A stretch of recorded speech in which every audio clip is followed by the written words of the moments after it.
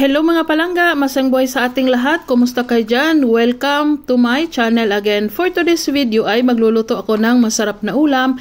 Pero bago niyan is pakinood ng buo ang aking video para malaman nyo kung paano ko ginawa itong pinakamasarap kong niluluto ngayon. Ayan, maraming salamat.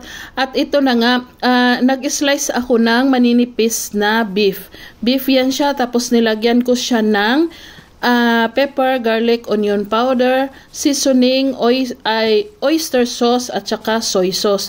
Yun yung nilagay ko dyan para i-marinate ko. Tapos i-mix-mix nyo ng maigi para magkalasa lahat ng beef natin. Tapos habang minamarinate ko ang aking beef is nag-prepare ako ng mga gulay na kailanganin ko dito. 30 minutes lang pala yung pag-marinate ko sa aking beef. So depende sa inyo kung gaano katagal yung gusto nyo. Pwede nyo naman siya i-overnight sa ref. Yan. Pero sa akin, okay na sa akin ang 30 minutes. Masarap na yan siya kasi depende din kasi yan sa nilagay mong pangpalasa na pang-marinate mo. So ayan.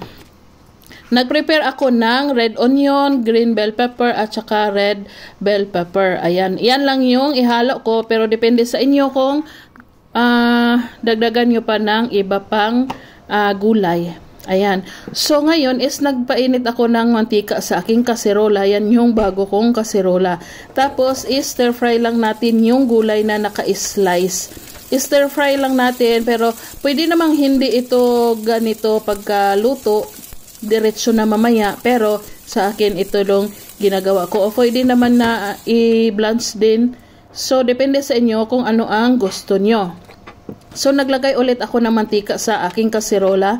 Tapos, i-fry ko ang aking mga nakamarinate na beef slice na nakaslice. Ayan. Huwag nyo masyadong damihan yung paglagay kasi hindi na parang prito ang dating niya. Parang boiled na, parang ganun. Kasi lumalabas din kasi yung mga marinate kanina na hinalo.